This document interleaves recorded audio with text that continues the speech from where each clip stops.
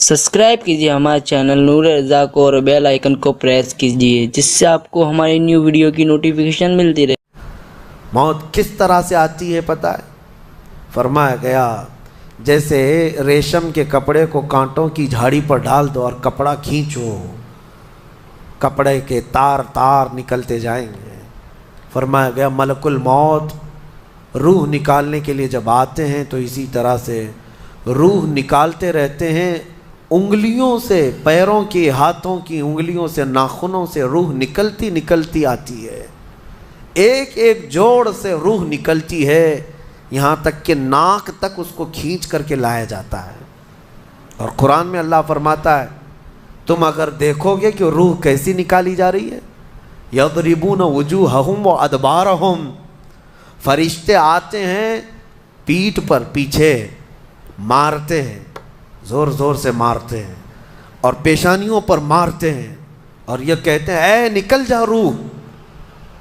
अल्लाह फरमाता है तुम अगर देखोगे कि फरिश्ते किस तरह रूह निकालते हैं तो कांप कर रह जाओगे। मार मार करके रूह को निकाला जाता है। और ये छोटा सा वक्त नहीं है, इधर झटका लगा इधर मौत हो गई, लंबा प्रोसेस है। उससे जो गुज़रता है वही बता सकता है।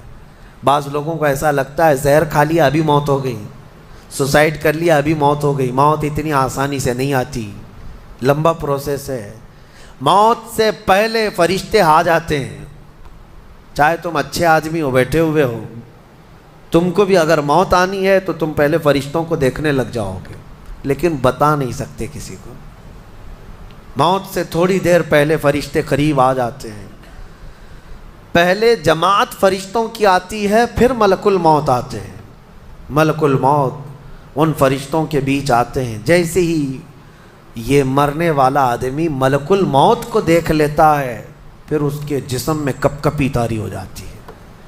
और ऐसी कपकपी तारी होती है कि कभी पेशाब निकल जाता है, कभी पखाना निकल जाता है। अक्सर देखना मरने वालों की नजासत निकल जाती है। मलकुल मौत को वो बहुत करीब से देखता है और उनकी दो शक्लें हैं। एक बहुत भयानक शक्ल है, उसको देखना ही अजाब है, और एक बहुत खूबसूरत शक्ल है, उनको देखना ही रहमत है। वो नेक बंदों की रूह निकालने के लिए जब जाते हैं तो खूबसूरत शक्ल में जाते हैं, और जब गुनहगारों की रूह निकालने जाते हैं तो भयानक शक्ल में जाते हैं।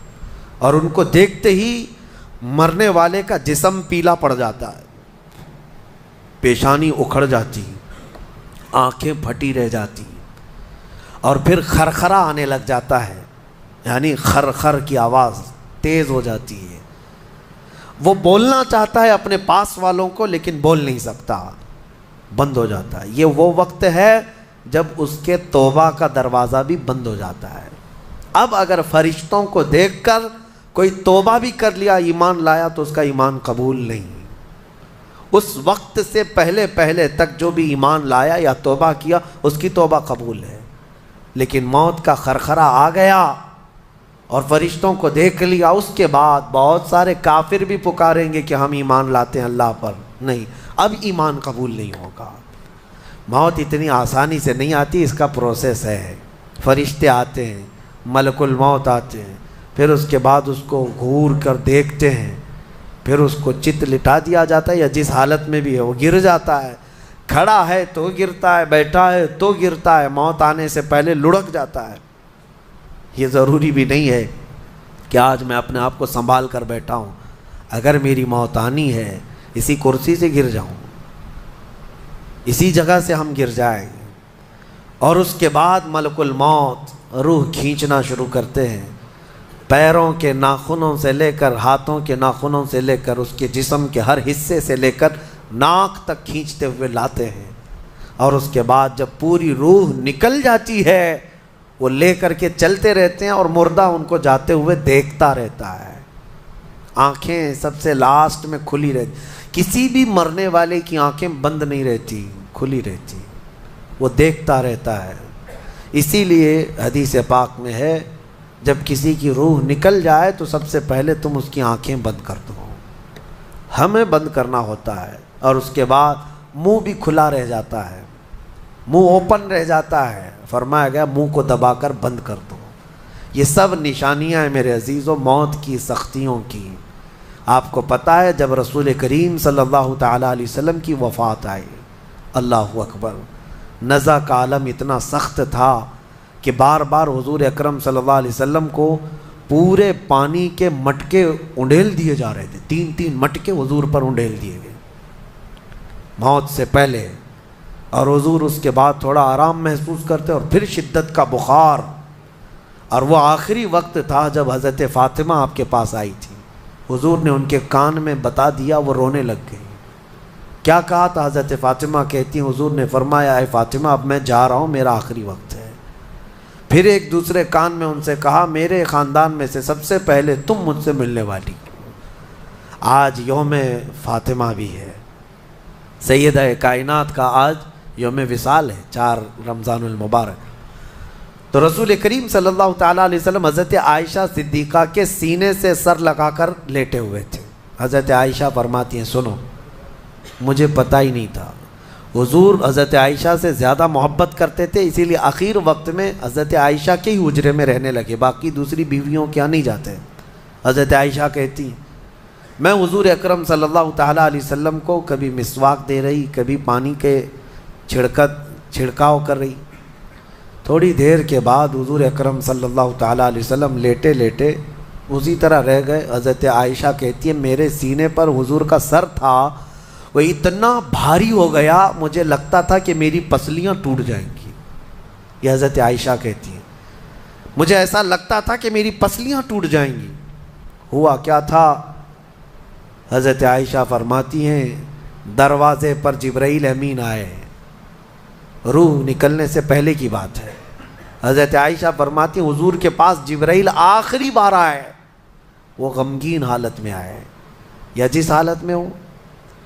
حضرت رسول کریم صلی اللہ علیہ وسلم سے عرض کرنے لگے یا رسول اللہ دروازے پر موت کا فرشتہ کھڑا ہے، آپ کی اجازت چاہتا ہے، اگر آپ اجازت دے دیں تو وہ آئے گا اور آپ کی روح پاک کو اللہ کے حضور لے جائے گا۔ اور یا رسول اللہ آج سے پہلے اس فرشتے نے کسی سے اجازت نہیں لی اور قیامت تک کسی کی روح نکالنے کے لیے وہ اجازت لے گا بھی نہیں، یہ صرف رسول پاک کی خصوصیت تھی۔ حضور نے فرمایا آنے دو، ملک الموت آئے، اور جب حضور کی اجازت سے روح نکالی تو حضرت عائشہ کہتی ہیں اتنا بھاری ہو گیا تھا سر کہ مجھے لگتا تھا کہ میری پسلیاں ٹوٹ جائیں گی سینے کی۔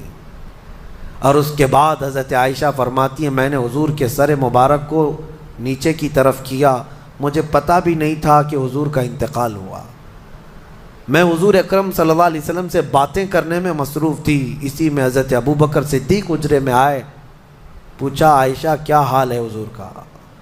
حضور اکرم صلی اللہ علیہ وسلم کو دیکھا حضرت ابو بکر نے اور پیشانی مبارکہ پر ہاتھ رکھا تو وہ بہت ٹھنڈی تھی، ماتھے کو بوسہ دیا اور ایک آہ بھری اور ایک جملہ کہا تھا یا رسول اللہ ایک بار موت آنی تھی وہ آپ پر آ گئی، اب موت کی سختی اللہ دوبارہ کبھی آپ کو نہیں عطا کرے گا۔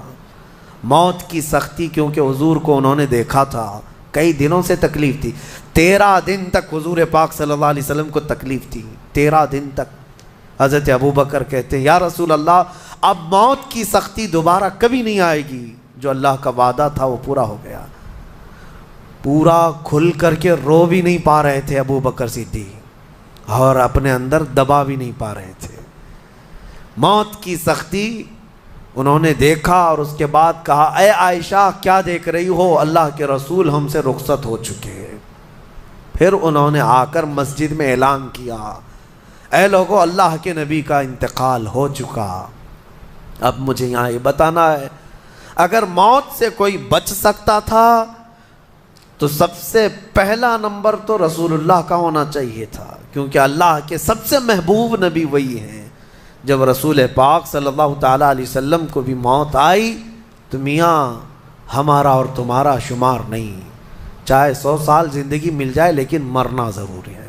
بہرحال یہ باتیں بڑی طویل ہو جائیں گی، موت کا تذکرہ اس لیے بھی میں زیادہ کرتا ہوں کہ حدیث پاک میں ہے مومنوں کو یہ تذکرہ کرو تاکہ ان کو گناہوں سے نفرت پیدا ہو جائے اور آخرت کے سفر کی تیاری وہ شروع کریں۔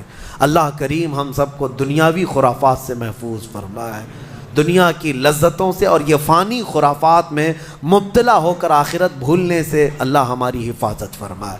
مولا کریم جب ہماری موت آنے کو ہو تو ہماری زبانوں پر کلمہ طیبہ جاری فرما دے۔